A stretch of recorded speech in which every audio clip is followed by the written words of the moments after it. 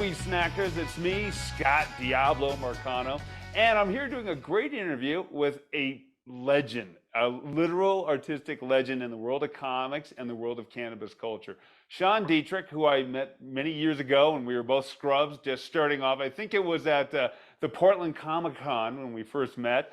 Has gone on to do amazing things. If you're not familiar with Sean's work, he has done cannabis art for Zippo, OCB rolling papers, Genius Pipes, and he's also done some work for some other huge companies like Facebook, PlayStation, Pabst Blue Ribbon, Asahi Beer. He's the man. He is not only a nice guy, he is the hardest working man in show business. Literally, we'll get into that in a sec.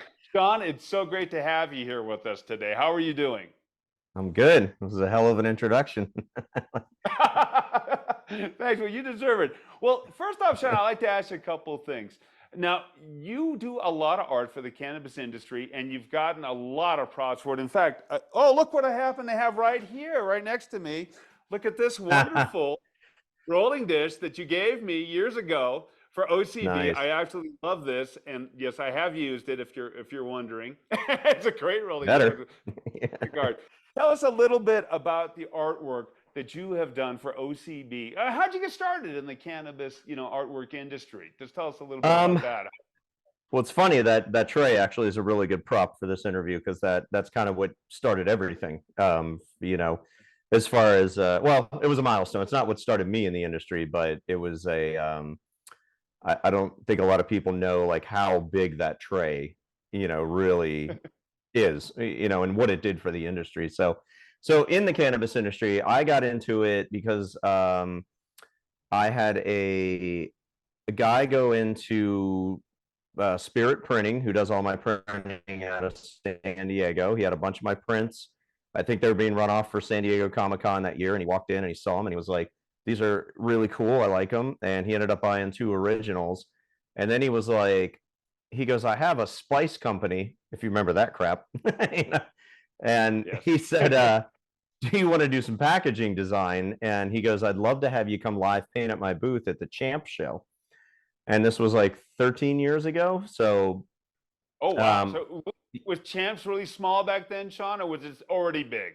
it was still pretty big. I mean, not where it is now, but it was a lot of booths. But it was really raw. Like when I went in there, the booths were some of the ugliest art, like 200 DPI, small little postage stamp art Right. trying to be blown up into backdrops. And I went, oh my gosh. I was like, my wife loves weed, smokes weed, loves this industry. We went out to Vegas, saw this show.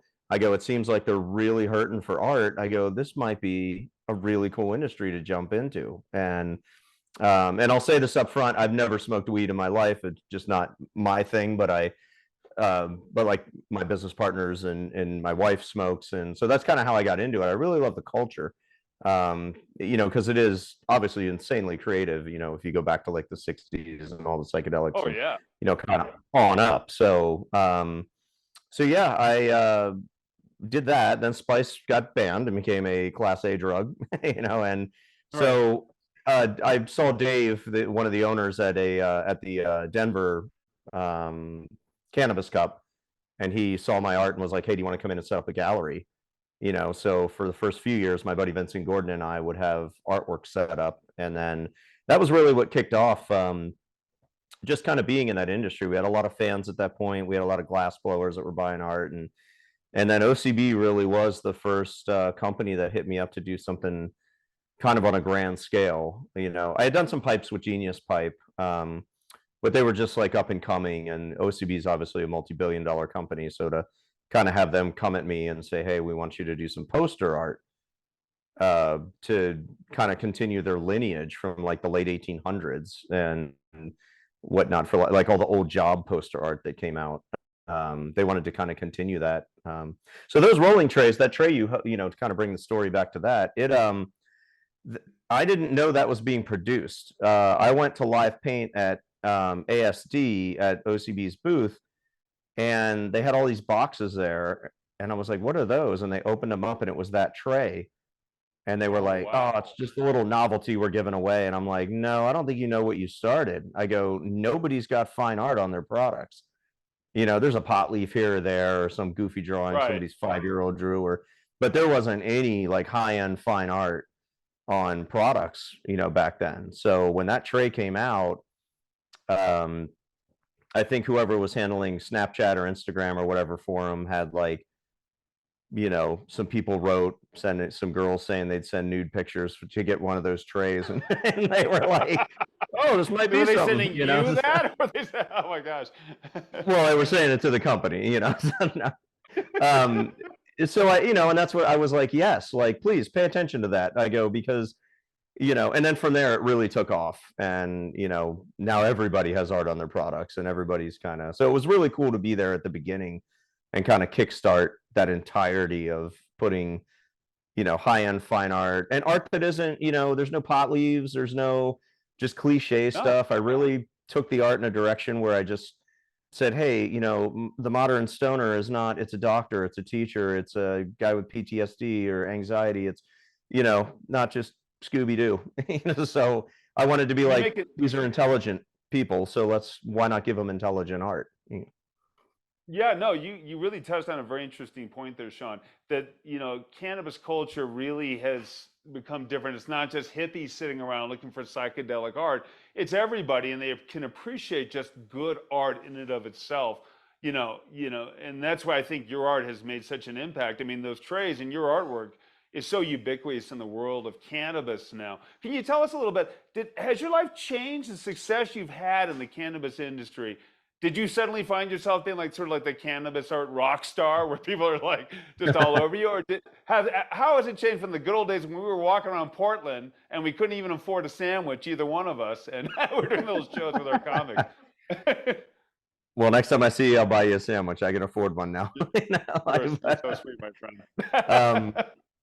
yeah, it most definitely has. I've always had a very slow burn career in the sense that I wasn't looking for, nor did I try and pursue like superstardom or like, I kind of went more the Trent Reznor, David Bowie, like, yeah, they're famous and all that, and they went, but they paid more attention to their craft and making sure that what they put out was the best that they could do, or what they wanted to do. So I've never been pushed by anybody in a direction that I've not wanted to go in. Sure, I mean, like any aspiring artist back in the day, especially the Comic-Con days and whatnot, I drew some stuff I didn't want to, for money. But Right. everybody at San Diego Con wanted, can you draw me Boba Fett? Or, and it's like, I don't want to, but I'll take your money. Here you go.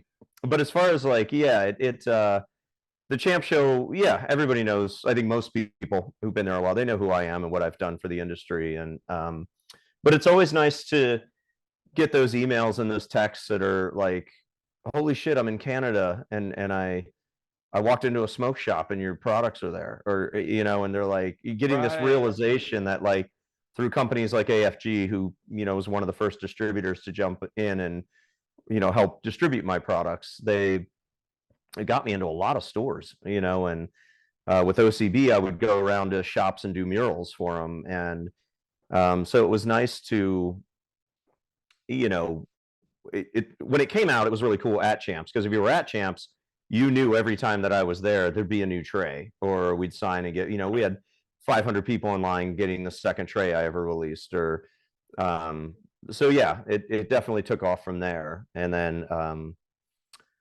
uh, it just kind of continues to grow now. Now I'm working with Zippo and kind of helping their brand out with getting more into the cannabis industry and side of things, and putting cool art on Zippos. So yeah, it That's just so keeps cool. chucking along. Now, your art, John, has always fascinated me because it's such a juxtaposition between beauty and, like, and for lack of a better term, like the grotesque or twisted or just dark. Yeah. Always able to bring these two things together. I'm just always being, and curious about two things. Number one, where does that come from inside you? A personal experience or taste? And two, what artists have influenced you? Because when I look at your art, even though it's profoundly Sean Dietrich, it's always reminded me a little bit of Ralph Steadman. So I was wondering if you could talk to us a little about where your art comes from, and also who's influenced you, who kind of gave you, Sure. gave you your own style. So the quick list of artists: Norman Rockwell, Bob Ross. Bob Ross is how I Ah. learned to paint. Happy trees. I even have paintings at home. I'll never show you, but I they'll want to come see out the after Bob I'm Ross. dead. Like my Bob Ross oceans, and speaking of the grotesque, that's why I was drawn to Rockwell, because that's kind of what you're saying in my art is what I saw in Rockwell's art. I was like, this guy's painting like normal day-to-day life in a small town, but how his characters were kind of twisted and the poses they made and the huge Adam apples or the big noses or the accentuated ears, or he would always, like, the caricatures of those people were always what drew me. And I think a lot of it, because growing up looking at art, it's like all these old masters portraits of trying to do this perfect portrait of someone, and then you get uh Rockwell coming in and doing these grotesque caricatures almost. I mean, they look like you would actually meet these people, um and that really had a lot of effect on, I for the longest time, especially like right when Image Comics came out, I wanted to do superhero comics, and I had all sorts of superhero ideas. And then at that same time, I was starting to get into like Nine Inch Nails and Ministry and all this old early death rock, and watching 120 Minutes and Headbangers Ball on MTV, and seeing these just grotesque videos. And I was like, well, hell, I want my art to look like that. Like, how do I get Right. that grit and that texture? And so, it just kind of dawned on me where I was like, I don't want to do superheroes. I was like, it all looks the same. It was very mechanical back then, because everybody was like, oh, Image did it, we're all gonna put out our Right. books. And they all wanted to go that route, and I really didn't. I didn't have anything to kind of get into what inspires me from the inside. Nothing was pulling me in that direction from the inside. I'd just gotten out of high school, and I just started. I lived a pretty sheltered life in high school. I didn't skip school. I didn't. I just went home and drew every night, every day. I didn't go to parties. I wasn't You unpopular. I were had a lot of friends, but you were an art nerd though. You wanted to do your art. I was an art nerd for sure. It's just I knew what I wanted to do, and I knew it was that one thing that got me attention. It was one of them things where I wasn't really passionate or good at anything else, that where I was like, but this people pay attention to. So, and I think a lot of artists, they go down that path because of that. So, and then after high school, when I started going and partying in like DC and Baltimore and going to shows and seeing music and being like, ah, there's this whole other world of just like dirtiness and filthiness and coolness. And, these people have metal in their face, in mass, and, like mohawks, and the punk scene kind of got into that. And I was like, all right, this is where I kind of want my art to go. Um, so kind of my early comics, like you've seen with Industricide, Fervor, Mess, and Catalepsy, Oh yeah. very kind of screwed up, very dark, very kind of brushing off the teen angst from high school and getting all It's that a out. fever And dream period of your artwork. I mean, just it, I have those comics still. They're yeah, fantastic. Yeah, they're intense. They're really good.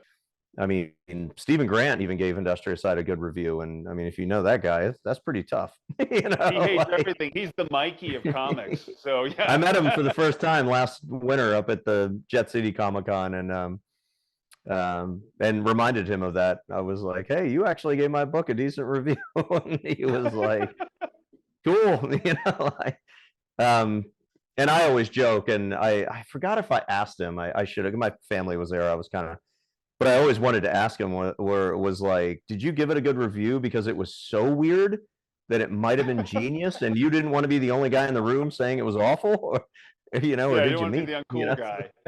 Yeah, because I mean, it is. It was stream of consciousness, and it really was just like, um, how do you draw a comic that's purely based on passion and feeling, and like what music would make you feel like? How would that visually look like?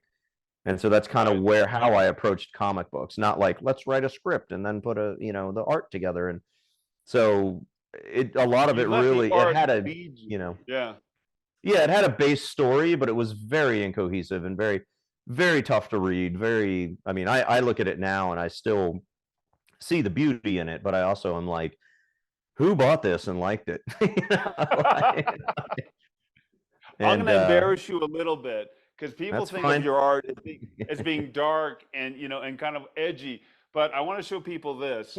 This is, and you remember this. I got this Fruits to of you our at labor, Comic yes. Con, and you Well, notice my that wife's this is gonna laugh at a that. children's Yeah, book. right. It's you notice how frayed it is at the end. It's Yeah. teaching kids the ABC through all the characters are fruit, and my kids read this like 100 times. That's why it's so tore up and beaten up Oh because they my loved it. gosh.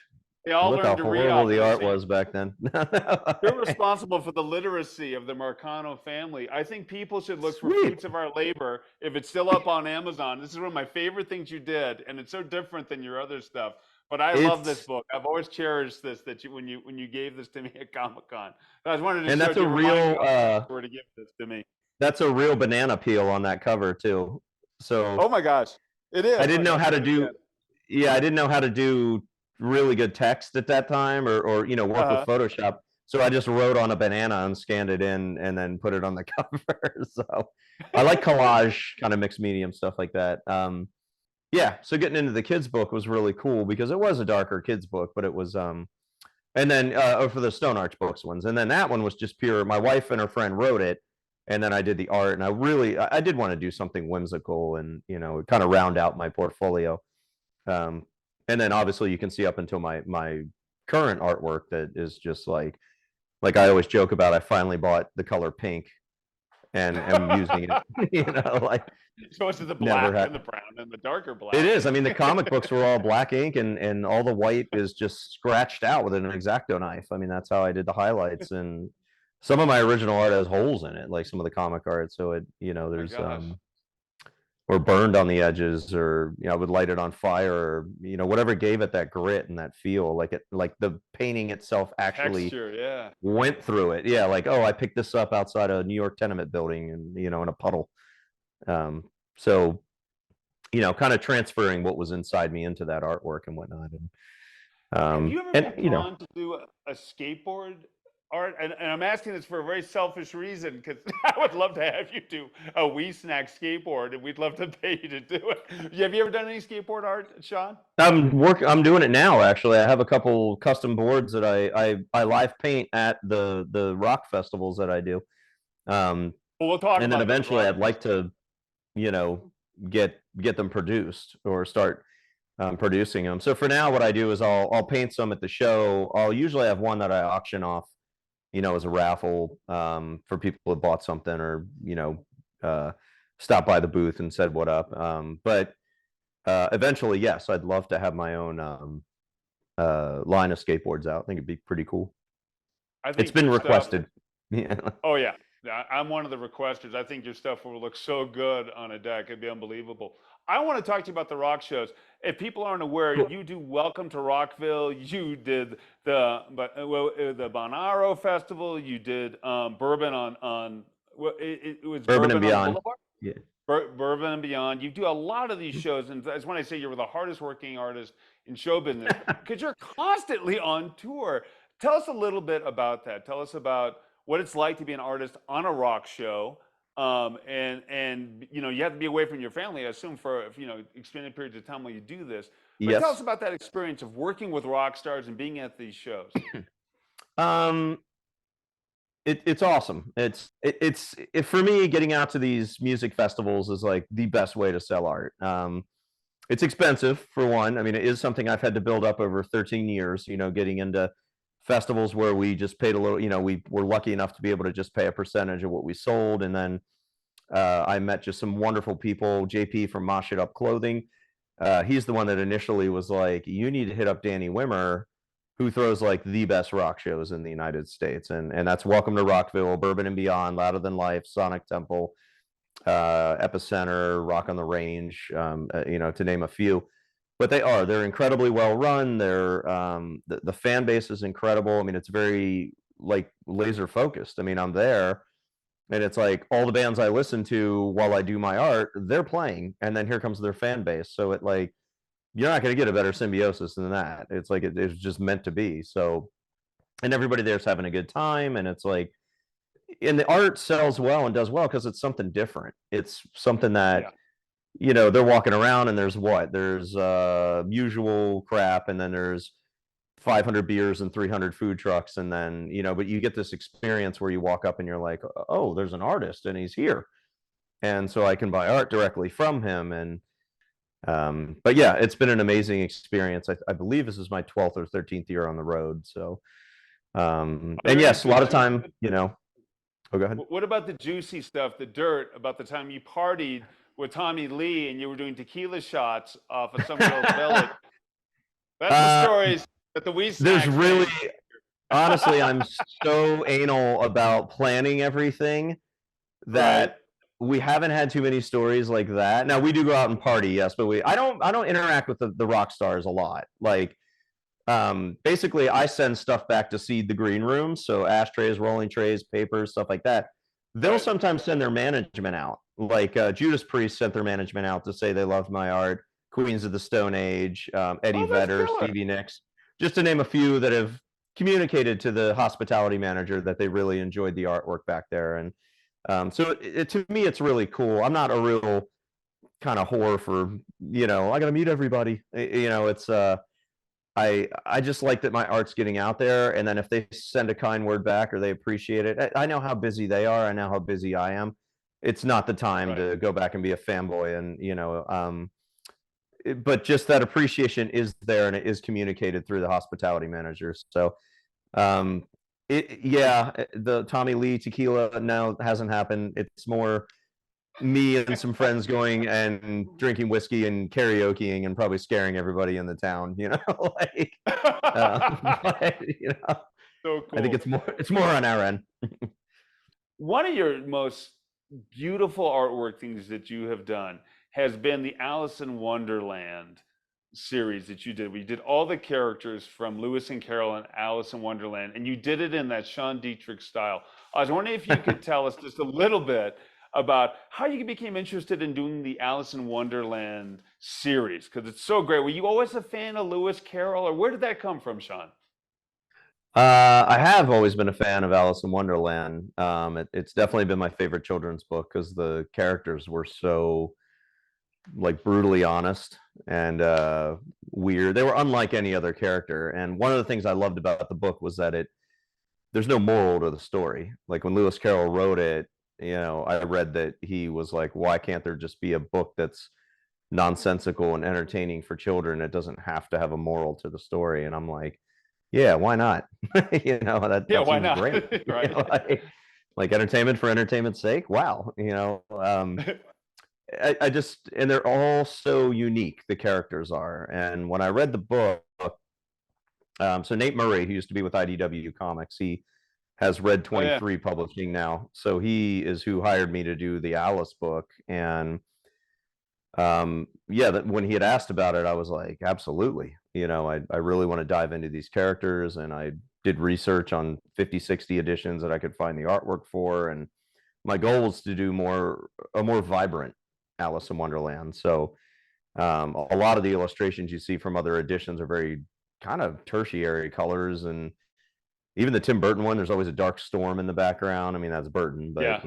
and it kind of fit with the story. I got it. There was turmoil in Wonderland, but yeah, I just wanted to do like a very trippy, psychedelic, vibrant, but keep it very classic, like not, you know, Fear and Loathing in Alice in Wonderland, but like That is the um perfect way to describe it. I think, for yeah, and again, there's thousands of pieces of Alice in Wonderland, Lewis Carroll style art out there. And it's been done yeah. some of the biggest artists in the world. Jim Henson did a whole thing about, Alice in Wonderland as well. Your Mhm. art to me really captures the spirit of those stories in such a unique way, almost more than any other interpretation I've ever seen. It was like you were born to do that art. And I was wanting to tell you that it's such a great job you did. And if Thank you. people watching this get a chance, I really would encourage you to go to your website and to buy some of that artwork if you're into Lewis Carroll and you like Alice in Wonderland, because it's exceptional. It really captures the spirit of the story. You did such an excellent job, Sean. Really impressive. Thank you. Yeah, and we should have a second printing out. I'm thinking late November, early December. So we did sell out of the first print. There is prints on the website though. If you just like the artwork, I do have that available. So One important question I had before we go, you mentioned young artists and you yes. mentioned, sort of talking to young artists. So I have two questions on this topic. One, what advice would you give to a parent or somebody young who's coming up who wants to be an artist and get started in the arts? Because you're a successful artist, a mega successful person who took his passion and his art and did it. That's question number one. And my second thing was, and this is from Thomas, when you got started in art, how did you Hmm. start? What did you start drawing? If you're a young artist, you want to draw faces and hands can be very difficult. How do you start as an artist? What should you start drawing in order to start honing your craft and discovering if you have talent? Um, I would say for artists, like what I did is I drew what was fun. So I was Uh-huh. big into Mad Magazine and comics and stuff like that. So, and I knew I sucked ass at drawing people, in the beginning. So it was all characters and creatures and you know whatever monster trucks, dinosaurs. I was a huge dinosaur kid. So I Right.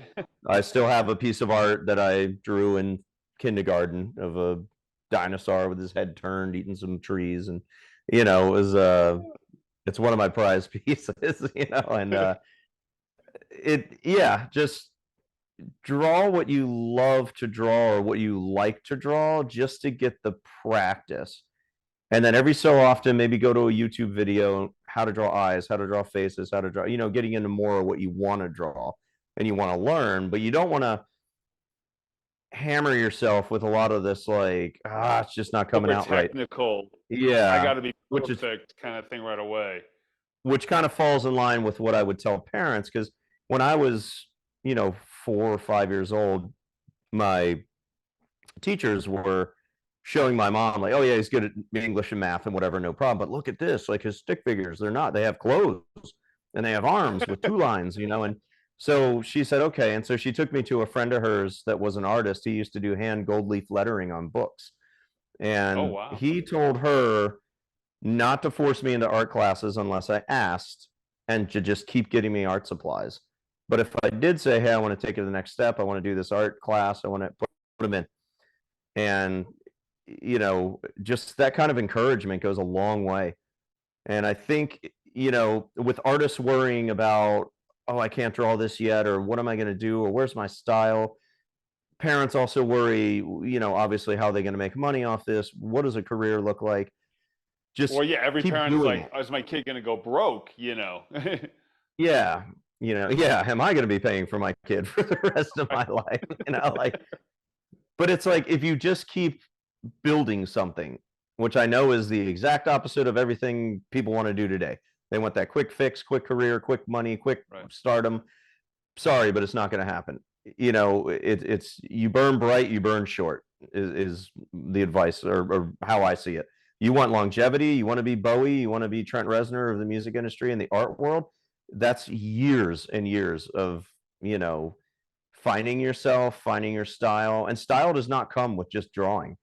My style came because I lived in New Orleans for 3 years and I saw crazy shit. My style Yeah, you'll became, see it down there. came Yeah. because I put the time into, like, being very introspective and pulling everything out of my head and putting it on paper and going, what do I really want to do? What do I want to achieve? What does my career look like? What do I, not like the 5 year plan, but where do I want to go with it? And if you just keep journals of that stuff, but you don't put a weight on it that is just crushing. You have to keep it fun.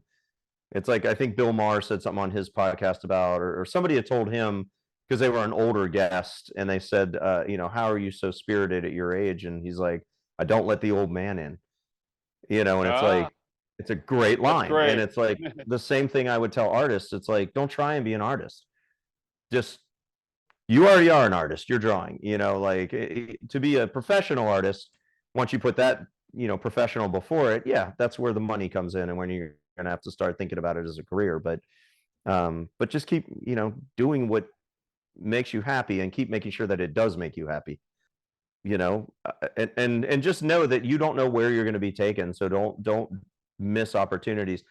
I've never smoked weed. I'm one of the biggest artists in the cannabis industry. I mean, I never thought that would happen. I mean, that was just out That's of crazy. control, and but it's just it fits, and I love the industry, and I love the culture, and it just works, and I have a lot of great friends in that industry, and they're all dying to smoke a joint with me, but maybe when I'm 70, Sean, we're gonna wrap it up here, but a couple things. I Sure. want to thank you for doing this. And also, I want everyone to know where you're gonna be, where can they find your art, all that good stuff. Because I know you made a lot of Sure. fans, and when this video airs, there's gonna be a lot of people who don't already know you who are gonna want to find you. Sure. So the big thing, Sean Dietrich, Sean spelt the right way, Dietrich spelt diet rich. Easy way to remember it. And I'm not the red bearded dude who writes about fried green tomatoes and sipping iced Oh, tea in Sean of the Alabama. South? Yeah, you're not Oh that my guy. God, that guy, when he came onto the scene, I felt like Michael Bolton in Office Space, where he was so pissed that Michael Bolton got famous. So I got Dude, this other Sean everything is Dietrich Sean out of the there. South. Sean of the South. Yeah, and I'm such Sean of the East. Like, I grew up outside Baltimore. I'm East Coast through and through, even though I live on the West Coast. But it's like it's almost like an arch rival thing. I've never met the dude. I have no ill will towards him. When his fans write me, I give them like sweet responses. No, I won't come speak at your daughter's like graduation or whatever and have tea or but I do get weird requests like that, and I'm like, oh, you're looking for that guy. So it is on social Just media. Social, like Sean Dietrich at Sean Dietrich is my Instagram. Sean Dietrich Art is my website. Hey, when are we gonna Yeah. get you in Albuquerque? We need you in New Mexico. You got to come by Weed Snack Central so we can turn you into Oh one of our yeah. Weed Snack minions. So if you're ever in Albuquerque, you let us know. We'd love to have you. Yeah, I definitely will. My buddy Steven from Genius Pipe lives down there. I actually try and get down there at least once a year and see him. But yeah, if you guys are in Albuquerque, I'm down. I love Albuquerque. I've had some fun there. For sure, John. If you're ever in town, please let us, or coming anywhere near us, in the state, you're coming to Santa Fe or anything, please let us know. We would love to have you again as a guest. You've been a wonderful interview. We love your artwork. We're gonna twist your arm. We're gonna get something out of you sooner or later because we love For what you do. sure. I'm in. Yeah, definitely. Let's go, Sean. We really appreciate your time. Thank you so much for doing the interview with us. And best of luck out there on the road. Keep doing great art, keep blowing people's minds, and keep doing great, all the stuff you're doing. You have the greatest attitude, and it's just been a pleasure to talk to you, Sean. Thank you. I appreciate you guys having me. And yeah, day jobs don't agree with me. So I'll be out there on the road. Come see me.